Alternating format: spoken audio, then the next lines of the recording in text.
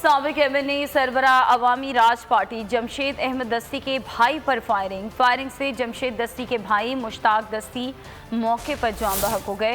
एक शख्स जख्मी हुआ। फायरिंग जरगे के दौरान की गई। मुलजिम फरार हो गया। मजीद तफसीलात जानते हैं मुजफ्फरगढ़ से बोली के नुमाइंदे मियाँ खुर्शीद हमारे साथ लाइन पर मौजूद हैं। खुर्शीद, आगाह कीजिएगा इस वाक़े के बारे में।